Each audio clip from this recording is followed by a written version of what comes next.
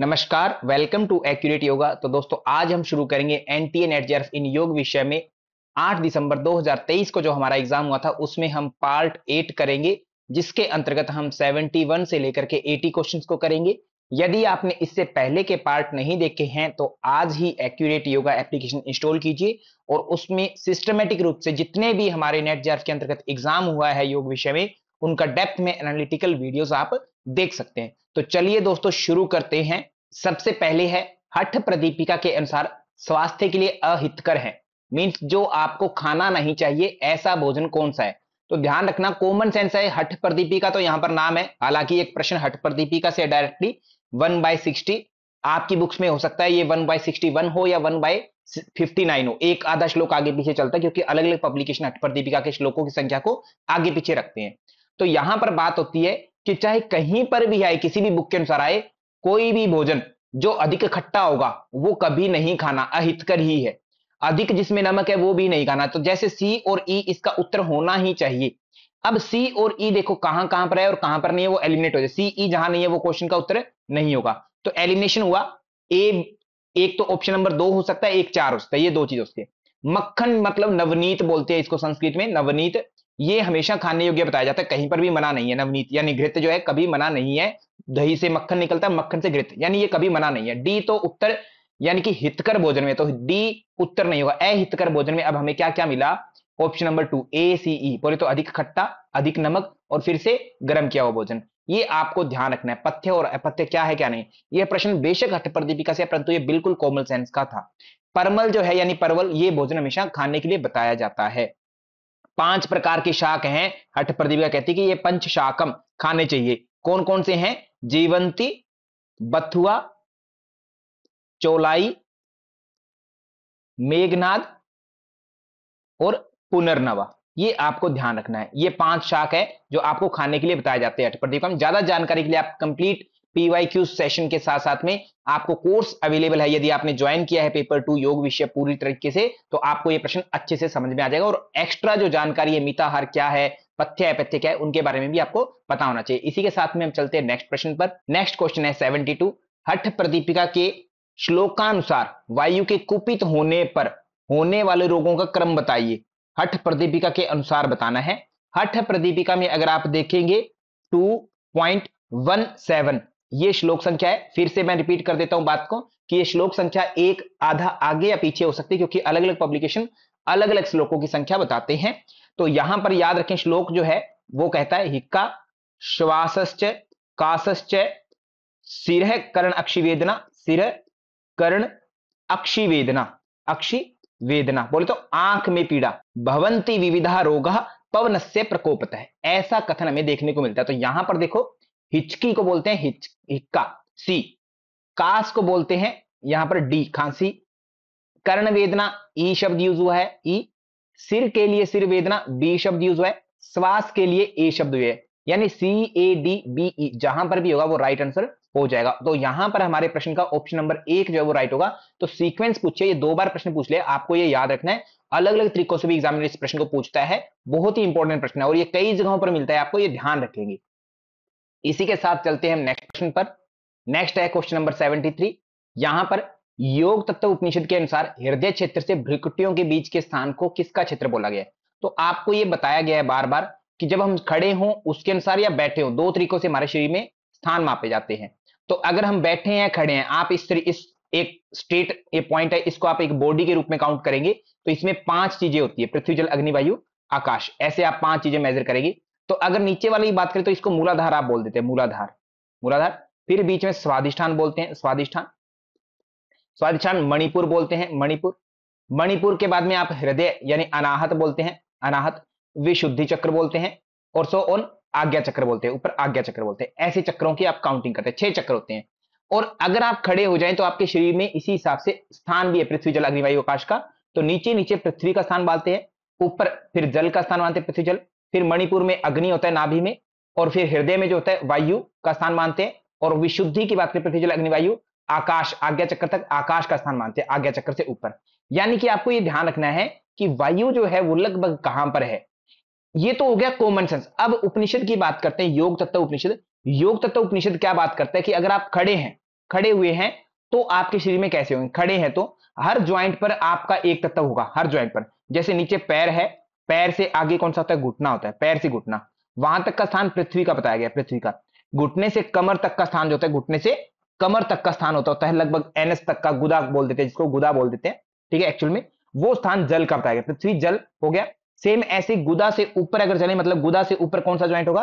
हृदय तक का, हृदय, वहां तक का स्थान अग्नि का बताया गया, अग्नि का। क्रमानुसार तत्व बताया जा रहे हैं। अग्नि से ऊपर वायु आता है, हृदय से ऊपर चलेंगे, हृदय से ऊपर भ्रू मध्य तक, मतलब आईब्रोज तक का, आईब्रोज का स्थान वायु का बताया गया है। उससे ऊपर भ्रू मध्य से मूर्धा अंत, मूर्धा के अंत तक, यानी कि पूरा कवर हो गया ऊपर तक का, वो सारा स्थान आकाश का है। कल को ये सूचीबद्ध करना आ सकता है, आपको थोड़ा सा ध्यान रखना है। आप अगर शरीर में खड़े हैं तो नीचे से तत्वों को अरेंज करना है आपको, बैठे हैं तो भी नीचे से और खड़े हैं तो भी। यानी पंच महाभूतों से क्या रिलेशन है? पृथ्वी जल अग्नि वायु आकाश का। अंगों में क्या रिप्रेजेंटेशन है, आपको ये ध्यान रखना है। तो यहां पर पूछा हृदय से भ्रूकुटी, यहां पर हृदय से भ्रू मध्य तक का स्थान पूछा गया, जो कि वायु का स्थान है, वायु तत्व। ऑप्शन नंबर 2 जो है हमारा यहां पर राइट हो जाएगा, ऑप्शन नंबर 2 बिल्कुल राइट हो जाएगा। ये आपको ध्यान रखना है कि तत्वों का अरेंजमेंट हमारे शरीर में क्या है, किस प्रकार से। आपको योग तत्व उपनिषद जरूर पढ़ना है। योग तत्व उपनिषद में 4 प्रकार के योग है, जिसमें मंत्र योग है, लय योग है, हठ योग है और राजयोग, ये 4 प्रकार के योग हैं। योग तत्व उपनिषद कृष्ण यजुर्वेद की शाखा से जुड़ा हुआ है, ये भी आपको बेसिक चीजें पता होना चाहिए, यजुर्वेद से जुड़ा हुआ, छोटी छोटी बारीकियों को आपको पता होना चाहिए। इसी के साथ चलते हैं हम नेक्स्ट प्रश्न पर। नेक्स्ट है क्वेश्चन नंबर 74। योग चूड़ामणि उपनिषद के अनुसार आपको सूची 1 और सूची 2 को मिलान करना है। यहां पर आपसे सूची 1 और सूची 2 बिल्कुल इजी रूप में प्रश्न पूछा गया, बिल्कुल इजी। नीरस भोजन का सरस होना शायद आपको नहीं पता हो, परंतु इसमें से सिंपल सी बात है, सफेद और लाल यानी 2 रंग किसके होते हैं? शुक्र और महारज के 2 रंग बताए जाते हैं, ऐसा ही वर्डिंग मिलती है हमेशा। दिन रात जप करते रहने पर, यानी कि एक तरह से जप चलता रहता है, ऐसा कौन सा होता है? 21,600 मंत्र जो होते हैं हमारे, श्वास प्रश्वास आते रहते हैं, उसको हम अजपा जप गायत्री बोलते हैं। ऐसी सेंस में ये प्रश्न बन रहा है, ठीक है। रोग मरण भूख प्यास मूर्छा आदि से मुक्ति, भूख प्यास के रूप में ठंडी मुद्रा आती है, शीतली खेचरी या शीतली शीतकारी प्राणायाम होते हैं, खेचरी मुद्रा है, तो सी का 1 होगा। ऐसे ही बात की गई है नीरस भोजन का भी रस हो जाना, महामुद्रा का अभ्यास में यह बात बताई जाती है। तो योग चूड़ामणि उपनिषद हो या कहीं भी हो, ये सभी बातें हर जगह मिलती है। योग चूड़ामणि उपनिषद सामवेद से जुड़ा हुआ है, सामवेद की शाखा से। यह उपनिषद षडांग योग का पालन करता है, षडांग योग इसके अंतर्गत वर्णित है। षडांग योग हमें इसके अलावा गोरक्ष संहिता और ध्यान बिंदु उपनिषद में देखने को मिलता है, और साथ में चूड़ामणि हो गया आपका। यानी 3 ग्रंथ ऐसे हैं आपके सिलेबस में जिनमें आपको षडांग योग मिला। कल को आपका प्रश्न ऐसे घूम सकता है कि षडांग योग कहां का है? गोरख संहिता, चूड़ामणि या ध्यान बिंदु, इन तीनों में षडांग योग का वर्णन आपको मिलता है। ये छोटी छोटी बातें आप ध्यान रखेंगे। इसी के साथ इस प्रश्न का उत्तर ऑप्शन नंबर 1 हमारा राइट हो जाएगा, इसको हमें ध्यान रखना है। इसके अलावा आपको देखो बेसिक चीजें जो है कोर्स से कंप्लीट देखनी चाहिए, सिस्टमेटिकली देखोगे तभी आप क्रैक कर पाएंगे। अगर आप कुछ चीजें इधर से कुछ लेफ्ट राइट इधर करके देख रहे हैं तो मुश्किल हो जाएगा। आज के कंपटीशन के जमाने में आपको कंपीट करना है, कंपटीशन को क्रैक करना है, तो आपको सिस्टमेटिकली पढ़ना ही पड़ेगा। ये आप थोड़ा सा ध्यान रखेंगे। इसी के साथ चलते हैं हम नेक्स्ट प्रश्न पर। नेक्स्ट है क्वेश्चन नंबर 75। यहां पर प्रश्न नंबर 75 है, सांख्य दर्शन के अनुसार सृष्टि क्रम को बताइए। सांख्य दर्शन में 2 मूल तत्व मानते हैं, प्रकृति और पुरुष। प्रकृति और पुरुष। प्रकृति से होता है महतत्व का निर्माण, महतत्व से कहते हैं अहंकार तत्व का। अहंकार के आगे अगर हम भेद करते हैं कि 3 गुणों में बांटते हैं, तो सात्विक अहंकार जो होता है सत्व गुण से, और रजोगुण से, और तमोगुण से, 3 प्रकार से हैं। तीनों अहंकारों से कहते हैं अलग अलग उत्पत्ति होती है। जब सात्विक अहंकार चरम पर होता है तो उससे जो उत्पत्ति होती है उसमें हम बोलते हैं मन और 10 इंद्रियां। 10 इंद्रियों में क्या क्या आता है? 5 कर्मेंद्रियां, 5 कर्म, और 5 जो है ज्ञान इंद्रियां, ऐसे आती है। ये अगर आपको पहले से पता तो आप इसको जस्टिफाई कर पाएंगे, मिलान कर पाएंगे चीजों को। तमोगुण जब प्रचंड वेग में होता है, रज और सत्व जब कम होते हैं, तब जो होता है पंच तन्मात्राएं, तन मात्रा, और 5 तन्मात्राओं से होती है पंच महाभूतों की उत्पत्ति, पंच भूत या पंच महाभूतों की उत्पत्ति होती है, ऐसा हम जानते हैं। तो यहां पर देखिए ध्यान से, आपसे जो प्रश्न पूछा गया है उसको हमें पॉइंट आउट करना है कि प्रकृति कहां पर है। प्रकृति को सी बोला है इन्होंने, सी। अहंकार को बी बोला है तो बी लिख दिया हमने। ऐसे ही महतत्व को ए बोला है तो ए लिख दिया है। पंच महाभूतों को डी बोला गया है, और पंच तन्मात्राओं को ई बोला गया। तो आप ऊपर से नीचे तक क्रम में आ रहे हैं, CABED, CABED, यानी कि ऑप्शन नंबर हमारा 2 बिल्कुल राइट होगा इस प्रश्न का। ये तो हो गया इस प्रश्न का उत्तर। अब हमें एक्स्ट्रा बात करनी है, बहुत सारी बातें हैं दर्शन के ऊपर चर्चा करने योग्य। सांख्य दर्शन महर्षि कपिल मुनि, कपिल मुनि जी की रचना है सांख्य सूत्र, उसके ऊपर आधारित है। वर्तमान में सांख्य कारिका मिलती है जो कि ईश्वर कृष्ण जी द्वारा रचित है। ओके, अब इसमें प्रकृति जो है वो जड़ मानी गई है, जड़ मानी गई प्रकृति, और पुरुष चेतन माना गया, चेतन माना गया। पुरुष को चेतन माना गया या ज्ञ कहते हैं, प्रकृति को हम जड़ कहते हैं, जिसको अव्यक्त कहते हैं, अव्यक्त, अव्यक्त बोलते हैं। और ये जो सारा का सारा व्यक्त रूप में है, बाकी के सारे एलिमेंट्स को हम क्या बोलते हैं, बाकी सारे के सारे एलिमेंट्स को 23 तत्वों को हम क्या बोलते हैं, व्यक्त बोलते हैं, प्रकृति का व्यक्त रूप बोलते हैं। सांख्य दर्शन में कहा जाता है कि प्रकृति यानी कि अव्यक्त और बाकी के इसके व्यक्त और ज्ञ मीन्स पुरुष, इन तीनों का कहते हैं विशेष ज्ञान होना चाहिए आपको। व्यक्त, अव्यक्त और ज्ञ तीनों का, व्यक्त हुआ, अव्यक्त हुआ और ज्ञ, इन तीनों का आपको अच्छे से ज्ञान होना चाहिए, तभी आप तीनों दुखों से मुक्त हो पाएंगे। इन तीनों का अगर ज्ञान नहीं हुआ, एक का भी ज्ञान की कमी है, तो तीनों दुखों से मुक्त नहीं हो पाएंगे। ये छोटी सी बात यहां पर कही गई है। प्रकृति को क्या बताया जाता है, त्रिगुणात्मक किया जाता है, त्रिगुणात्मक। अगर प्रकृति त्रिगुणात्मक है तो सभी चीजें संसार में सारी सारी क्या हो जाती है, त्रिगुणात्मक हो जाती है। प्रकृति जड़ है, परंतु प्रकृति में रजोगुण भी है, सतरजतम। रज क्या है, क्रिया का प्रतीक, इसलिए प्रकृति को क्रिया यानी सक्रिय बताया जाता है। और पुरुष को क्या बताते हैं, निष्क्रिय बताते हैं, निष्क्रिय। वो ज्ञाता होते हुए भी निष्क्रिय बताया गया, इसलिए भोग और अपवर्ग प्रदान करना किसका कार्य है, सक्रियता के रूप में प्रकृति ही कर सकती है। काम करने वाला कार्य सारा प्रकृति का, यानी भोग और अपवर्ग जो है वो प्रदान करना और वो छीनना, सब कार्य प्रकृति का ही है, ऐसा कहा जाता है। तो इस प्रश्न का सिंपल सा उत्तर हमारा होगा ऑप्शन नंबर 2। इसी के साथ हम चलते हैं नेक्स्ट प्रश्न पर। नेक्स्ट है क्वेश्चन नंबर 76। यहां पर पूछा गया है आपसे सूची 1 और सूची 2 योग सूत्र का प्रश्न हमें मालूम होता है। प्रश्न को देखते ही यहां पर सबसे पहले कहा गया महाव्रत। महाव्रत के संदर्भ में अगर आपने पढ़ा होगा तो दूसरे अध्याय में जैसे 31 नंबर सूत्र देखते हैं, उससे पहले 30 है, 30 में कहते हैं यमों के ऊपर चर्चा होती है। यमों के ऊपर अहिंसा, सत्य, अस्तेय, ब्रह्मचर्य, अपिग्रह, यम, दूसरे अध्याय मीन्स जिसको हम बोलते हैं साधन पाद, साधन पाद, उसमें यह चर्चा देखने को मिलती है। दूसरे 30 में यम है, और उसके बाद में कहते हैं जाति, देश, काल, समयान अवच्छिन्ना। क्या क्या कहा, जाति, देश, काल और समय, समय, इन चारों की सीमाओं से पार जाकर किसी चीज का पालन करना, इन यमों का पालन करना, वही महाव्रत होगा। कल को पूछते हैं कि महाव्रत बताओ किन किन को इंक्लूड करता है, जाति, देश, काल, समय सबको इंक्लूड करता है। समयान अवच्छिन्ना सार्वभौमा महाव्रतम, ठीक है, इन सभी को काल कहते पालन करना, इन सभी से ऊपर उठ करके। फिर आगे ऐसे ही आता है सूक्ष्म विषयतम च अलिंग पर्यवसानम। सूक्ष्म विषय, सूक्ष्म विषय से युक्त है, यह कहा जाता है 145, पहले अध्याय के 45 नंबर के सूत्र में। तो पहले अध्याय में 45 नंबर जो है, पहला अध्याय किसको बोलते हैं, समाधि पाद को बोलते हैं, वहां पर यह चर्चा हमें देखने को मिलती है। तीसरे अध्याय में 52 क्षण तत्कर्मयो संयमाद विवेकजम ज्ञानम, क्षण और उसके कर्म में संयम करने को ही विवेकजम ज्ञान, विवेक से उत्पन्न ज्ञान बोलते हैं। यह मिलता है हमें विभूति पाद में। विभूति पाद में सूत्र संख्या कहां पर है, तीसरे अध्याय में हमें देखने को मिलता है। तीसरे में 52 नंबर के सूत्र में हमें यह बात देखने को मिलती है। ऑप्शन नंबर डी, परिणाम एकत्वाद वस्तुत्वम, ये कहा गया है कैवल्य पाद, जो कि हमारा चतुर्थ पाद है, वहां पर यह देखने को मिलता है। चतुर्थ पाद में 4/14 नंबर सूत्र में यह चर्चा में देखने को मिलती है। आपको इस सूत्र संख्या आदि पता होनी चाहिए, कल को एग्जामिनर इन्हीं को जो है सूत्र संख्या के रूप में पूछता है।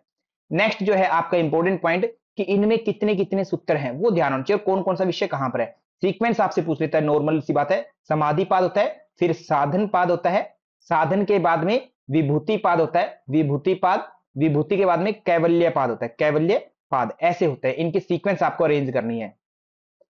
सूत्र संख्या कितनी है, पहले में 51 है, बीच वाले दोनों में 55-55 करते हैं, और कैवल्य पाद में 34 करते हैं। यह सूत्र संख्या है। थर्ड विभूति पाद में कुछ ग्रंथ ऐसे जिनमें 56 भी देखने को मिलता है। इस प्रकार इस प्रश्न का उत्तर हमारा ऑप्शन नंबर 1 जो है बिल्कुल राइट हो जाएगा। इसी के साथ हम चलते हैं नेक्स्ट प्रश्न पर। नेक्स्ट है क्वेश्चन नंबर 77। यहां पर योग वशिष्ठ के अनुसार ज्ञान की भूमियों का सही क्रम पूछा गया। ज्ञान की भूमियां, योग वशिष्ठ ग्रंथ जो कि कौन लिखते हैं, महर्षि वाल्मीकि जी लिखते हैं योग वशिष्ठ नामक ग्रंथ। योग वशिष्ठ का नाम क्या है, महारामायण, महारामायण। हालांकि सेंस ऐसे दिखती है कि इसको लिखने वाले कौन है, योग वशिष्ठ, परंतु याद रखना है कि इन्होंने लिखा, जिन्होंने रामायण लिखी वही लिखेंगे, महर्षि वाल्मीकि जी कृत द्वारा कृत है ये ग्रंथ, संस्कृत में लिखा गया। इसमें रामायण जैसे ही मतलब भगवान राम जी का वर्णन किया गया तो रामायण हो गया, और महारामायण इसको कहा गया। इसमें लगभग कहते 32,000 श्लोक दिए गए हैं, क्योंकि रामायण मूल रामायण है वाल्मीकि जी द्वारा, उसमें 24,000 श्लोक है, इसलिए इसमें 32,000 हुए। बड़ी रामायण होगी तो महारामायण का दर्जा इसको दिया गया। योग वासिष्ठ में 6 जो है अध्यायों का वर्णन है, वो आप ध्यान रखें। इसमें ज्ञान की भूमियों का वर्णन किया। ज्ञान की भूमियां कितनी है? 7 हैं। सातों भूमियों की अगर बात करें तो शुभेच्छा बताई गई है सबसे पहले, शुभेच्छा, विचारणा, तनुमानसा, सत्वापत्ति, अंश शक्ति, पदार्थ भावना, भावनी वर्ड यूज किया गया है पुस्तक में, ग्रंथ में, और तुर्यगा भावना, तुर्यगा भावना। ऐसे करके इसमें 7 ये जो है ज्ञान की स्टेट बताई गई है, क्रम बताई गई है। तो सबसे पहले शुभेच्छा है जिसके लिए सी यूज किया गया है, विचारणा के लिए एग्जामिनर ने डी यूज किया है, तनु मानसा को इन्होंने कहा है बी, सत्वापत्ति के लिए ए यूज किया, और अंश शक्ति के लिए ई, शुरुआत वाली सी डी बी ए ई, जहां पर भी राइट उत्तर होगा ऑप्शन नंबर 1 हमारा इस प्रश्न का राइट आंसर हो जाएगा। ये ध्यान रखेंगे। इसमें प्रकरण कितने हैं? 6 प्रकरण है, उनका नामकरण आपको अच्छे से ध्यान होना चाहिए। सबसे पहले इसमें वैराग्य प्रकरण है, वैराग्य प्रकरण। उसके बाद में मुमुक्षु प्रकरण है, मुमुक्षु प्रकरण। उत्पत्ति है, उत्पत्ति प्रकरण। स्थिति प्रकरण, उपशम प्रकरण और निर्वाण प्रकरण। ऐसे इसमें 6 अध्याय जिनको प्रकरण कहा गया, प्रकरण कहा गया। 6 अध्यायों को प्रकरण के नाम से जाना गया, ये ध्यान रखेंगे आप। इसी के साथ में हम चलते हैं नेक्स्ट प्रश्न पर। नेक्स्ट है क्वेश्चन नंबर 78। योग बीज के अनुसार शीतली प्राणायाम की क्या विधि है? योग बीज की बात की जा रही है। तो योग बीज में पहली बात तो रचना किसकी है? गुरु गोरक्षनाथ जी की रचना बताते हैं। योग बीज गोरक्षनाथ जी की रचना बताते हैं। उसमें भी योग की परिभाषा है और 4 प्रकार के योग का वर्णन है। 4 प्रकार के योग का वर्णन है। योग बताया गया, मंत्रलय, हठराज, उन चारों का वर्णन है। इसमें कहा गया कि मन यानी वासना के रूप में, और वायु यानी प्राण, तो प्राण को कहते हैं कंट्रोल में करना, और प्राण को कंट्रोल में करने प्राणायाम करना है। 4 प्रकार के प्राणायाम बताए गए, 4 प्रकार के प्राणायाम बताए गए। 4 कौन कौन से हैं? सूर्य भेदी, उज्जाई, शीतली और भस्त्रिका। ऐसे ये 4 बताए गए। भस्त्रिका को विशेष रूप से करने योग्य बताया गया, विशेष रूप से करने योग्य। हर ग्रंथ कहते हैं कि भस्त्रिका तो विशेष रूप से करने योग्य ही है। अब बात करते हैं हमारे प्रश्न की कि शीतली कुंभक। शीतली को इन्होंने कहा कि मुखेन, मुख से कहते आपको वायु लेनी है, इतना ही कहा, इन्होंने कुछ नहीं कहा। हालांकि व्यवहारिक तौर पर या अन्य ग्रंथों के आधार पर हम जानते हैं कि जिह्वाम आकृष्य, यानी जीभ से अपने को वायु खींचनी है, जीभ को गोल करना होगा। जीभ से खींचने का मतलब ही हो गया जीभ को गोल करके खींचा जाएगा। जीभ से सीधे जीभ से तो खींच ही नहीं सकते आप श्वास, जिह्वा, ठीक है। यहां पर इन्होंने कहा मुखेन, मुख से खींचना है आपको, मुख से। मुखेन वायुम संगृह्य प्राण रंध्रेण रयचेत, और फिर अपने को नासिका से कहते प्राण रंध्र से छोड़ देना है, कहते सांसों को, ठीक है। इसी को हम शीतली कहते हैं, जो कि पित्त को दूर करने वाला है। शीतलीकरणम च इदम हंति पित्तम तथा ज्वरम। ये 100 नंबर का श्लोक है। कहां पर? योग बीज में। योग बीज में कोई अध्याय नहीं है, 100 नंबर का श्लोक है। वहां पर ये देखने को कहा गया कि पित्त को दूर करता है शीतली कुंभक। कल को ये बात आपसे पूछी जा सकती है, यानी मुख से वायु खींचकर नासिका से निकालना। ऑप्शन नंबर 2 इस प्रश्न का राइट आंसर हो जाएगा। ये आपको ध्यान रखना है सर, ये वेरी वेरी इंपॉर्टेंट बात है, क्योंकि हमें आदत है शीतली प्राणायाम जब भी आता है, शीतली जो जीभ को घुमा हुआ हो, केवल यहां पर जो है मुख से वायु को खींचकर नासिका से निकालना, इतना कहा गया कि मुख से खींचो नासिका से निकाल दो। अब डेफिनेटली मुख से खींचेंगे तो जीभ तो गोल हो ही जाएगी, परंतु बुक में नहीं लिखा हुआ, तो इसलिए आपका एक क्वेश्चन बना दिया एग्जामिनर। तो एग्जामिनर ऐसी छोटी छोटी बारीकियों से चीजें उठाता है और वहां से आपसे प्रश्न पूछता है। इसी के साथ चलते हैं हम नेक्स्ट प्रश्न पर। नेक्स्ट है क्वेश्चन नंबर 79। ऐत्रेय उपनिषद किस चीज से संबंधित है? तो ऐत्रेय उपनिषद पूछा गया। ऐत्रेय उपनिषद किससे संबंधित है? ऋग्वेद से। तो आपको सारे उपनिषद पता होना चाहिए। मुख्य उपनिषद कितने हैं? 10 हैं। ईश, केन, कठ, प्रश्न, मुंडक, मांडुक्य, ऐत्रेय, तैत्रीय, छांदोग्य और बृहदारण्यक। बृहदारण्यक, ये सारे उपनिषद आपको पता होना चाहिए। तो यहां पर ईश की बात करते हैं तो शुक्ल यजुर्वेद से होता है, शुक्ल यजुर्वेद से संबंधित है ये। बृहदारण्यक की बात करें तो ये भी शुक्ल यजुर्वेद से है, शुक्ल यजुर्वेद की काणव शाखा से, काणव शाखा से, काणव शाखा, दोनों की दोनों काणव शाखा से ही है, ठीक है। ऐसी सेम अगर हम बात करते हैं आगे, केन उपनिषद सामवेद से है, सामवेद की तलवकार शाखा से, तलवकार शाखा या तवलकार बोल देते कई के पर। सेम ये छांदोग्य भी सामवेद की तलवकार से है, सामवेद की तलवकार शाखा से है। ऐसे ही हम बात करते हैं आगे कठ उपनिषद। कठ की बात करते हैं कृष्ण यजुर्वेद, कृष्ण यजुर्वेद से संबंधित बात है, कृष्ण यजुर्वेद से। ऐसे तैत्रीय को भी बोलते हैं कि ये कृष्ण यजुर्वेद से संबंधित है, कृष्ण यजुर्वेद से संबंधित है। सेम आगे अगर हम बात करें प्रश्न, मुंडक और मांडुक्य, ये तीनों के तीनों अथर्ववेद से संबंधित है, तीनों के तीनों अथर्ववेद से। प्रश्न, मुंडक, मांडुक्य। प्रश्न उपनिषद जो है अथर्ववेद की पिप्पलाद शाखा से, पिप्पलाद शाखा से। मुंडक उपनिषद जो है शौनक शाखा से, शौनक शाखा बोला गया है, और मांडुक्य की शाखा मेंशन नहीं है।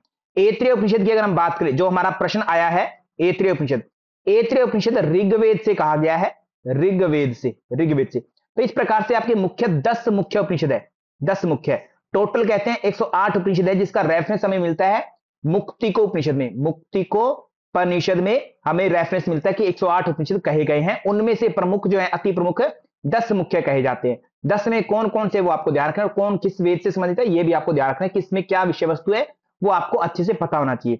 इसी के साथ में हम चलते हैं नेक्स्ट प्रश्न पर। नेक्स्ट है क्वेश्चन नंबर 80। यहां पर भगवत गीता के अनुसार प्रश्न पूछा गया, सूची 1 और सूची 2। आपसे जो प्रश्न बनाया गया है त्रिविध के अनुसार बनाया गया। त्रिविध बोले तो त्रिविध क्या है, त्रिविध श्रद्धा, त्रिविध सुख, त्रिविध बुद्धि, त्रिविध धृति, त्रिविध आहार आदि के आधार पर आपसे ये प्रश्न बनाए। ये प्रश्न टोटली 18वें अध्याय है, 18वां अध्याय जिसका नाम है मोक्ष संन्यास योग, मोक्ष संन्यास योग, वहां से आपका प्रश्न बना। मोस्ट इंपोर्टेंट है, आपका इन फ्यूचर भी प्रश्न बनेगा, श्लोक आपको कंठस्थ होना चाहिए। सबसे पहले प्रश्न पूछा गया बंधम मोक्षम च या वेति। अब ये श्लोक का छोटा सा भाग है, आपके अंदर कितनी भी कॉमन सेंस है आप इस प्रश्न को कर नहीं पाएंगे जब तक आपने भगवत गीता को नहीं देखा है, श्लोकों को नहीं देखा है, तब तक नहीं कर पाएंगे। तो यहां पर सबसे पहले पूछा गया 18/30, 18/30 से श्लोक है। वहां पर अगर आप देखेंगे श्लोक को तो आपको समझ में आएगा, श्लोक कंठस्थ होना चाहिए नेक्स्ट टाइम के लिए। प्रवृत्तिम च निवृत्तिम च कार्य कार्ये भया भये बंधम मोक्षम च या वेति बुद्धि सा पार्थ सात्विकी। कहते सात्विकी बुद्धि कही जाती है वो, जिसमें क्या हो, बंधन और मोक्ष के बारे में पता हो, प्रवृत्ति क्या है, निवृत्ति क्या है, कार्य क्या है यानी करना क्या है, करना क्या नहीं है, अकार्य क्या है, भय किसमें होना चाहिए, अभय किसमें हो, ये जिसको पता है वो सात्विक बुद्धि होती है। ऐसे ही आगे कहा गया है यया तू धर्म काम अर्थ अंधत्या धार्यते अर्जुन प्रसंगेन फलाकांक्षी धृति सा पार्थ राजसी। 18/34, 18/40, 34 नंबर श्लोक कहा गया। यहां पर बात की गई है कि प्रसंगेन, ये श्लोक थोड़ा सा बीच में से उठाया गया, प्रसंगेन शब्द अलग है, धर्म काम अर्थ अलग है। या तो धर्म काम अर्थान्यत्या धारित अर्जुन प्रसंगेन फलकांक्षी धृति सा पार्थ राजसी, वो सात राजसी धृति बोली गई, राजसिक धृति है वो, ठीक है, ऐसा बोला गया है। सेम इसमें आगे न विमुंचति दुर्मेधा, दुर्मेधा बोले तो बुरी बुद्धि, यया स्वप्नम भयम शोकम विषादम मदम एव च न विमुंचति दुर्मेधा धृति सा पार्थ तामसी। तामसिक धृति बताई गई है जिसको तामसिक धृति, यह श्लोक संख्या 18/35 हो गया। ओके, ऐसे ही सेम अगर हम बात करें नेक्स्ट तो अभ्यासाद रमते यत्र दुख अंतम च निगच्छति, यानी यत अग्रे विषम इव परिणामे अमृतोपमम्, जिसमें शुरुआत में तो कहते विश्व के समान हो और अंत में कहते नेक्स्ट कहा गया है अभ्यासाद रमते यत्र दुखांतम च निगच्छति, एक ही बचा है सात्विक सुख होगा। अब बात यह कि ये श्लोक कहां से है, अगर आप देखेंगे भगवत गीता को तो सुखम त्विदानीं त्रिविधम शृणु मे भर्तृषभ अभ्यासाद रमते यत्र दुखांतम च निगच्छति यत अग्रे विषम इव परिणामे अमृत उपमम तत्सुखम सात्विकम प्रोक्तम आत्म बुद्धि प्रसादम, आत्मा बुद्धि आदि को प्रसन्न करने वाला वो सात्विक सुख है। 2 लाइनों से श्लोक बनता है, 18/36 मिलाकर के 37 तक के श्लोक जाता है, दोनों को मिलाकर के श्लोक बनता है। तो इस प्रकार इस प्रश्न का उत्तर जो है ऑप्शन नंबर 1 राइट हो जाएगा। इसी के साथ में हमारा पार्ट 8 जो है वो कंप्लीट होता है, जिसमें हमने 71 से लेकर के 80 क्वेश्चंस को किया है। आपको इसके अलावा एक्स्ट्रा बातें हर प्रश्न के बारे में पता होनी चाहिए, क्योंकि वीडियो बहुत ज्यादा लंबी हो जाती है, इसलिए मैं मेन बातें ही कर पाता हूं। परंतु एज ए विद्यार्थी अगर आप नेट जेआरएफ की तैयारी करना चाहते हैं तो सबसे पहले आप सिस्टमेटिकली कोर्स को स्टडी करें, अच्छे से नेट जेआरएफ की तैयारी करें, जो कि हम ऑलरेडी करवाते हैं आपको सिस्टमेटिकली, A to Z चीजें अवेलेबल है। उसके बाद में एक एक क्वेश्चन की बाल की खाल निकालना सीखें। इतना यदि आपने कर लिया तो ये आवश्यक रूप से ये निश्चित है कि आपका एग्जाम डेफिनेटली क्रैक होगा। जो भी आपकी इच्छा है नेट या जेआरएफ वो पूर्ण रूप से सत्य होती है जिस विद्यार्थी ये कर लेता है, और ऐसा करने वाला विद्यार्थी कोई कोई विरला ही होता है, इसलिए विरले ही विद्यार्थियों का जेआरएफ या नेट हो पाता है। So thank you to all, धन्यवाद आप सभी का। यदि आपको वीडियो अच्छी लगी है तो आप लाइक करें, शेयर करें, चैनल को सब्सक्राइब जरूर करें, और सब्सक्राइब करने के साथ में बेल आइकन जरूर दबा दें, इसलिए ताकि जब भी हम वीडियो अपलोड करें तो सबसे पहले नोटिफिकेशन आप तक जरूर पहुंचे। और यदि आप नेट जेआरएफ की तैयारी सिस्टमेटिकली करना चाहते हैं तो आप आज ही एक्यूरेट योगा एप्लीकेशन इंस्टॉल करें और अपनी जर्नी को स्टार्ट करें। So thank you to all, धन्यवाद आप सभी का, थैंक यू सो मच।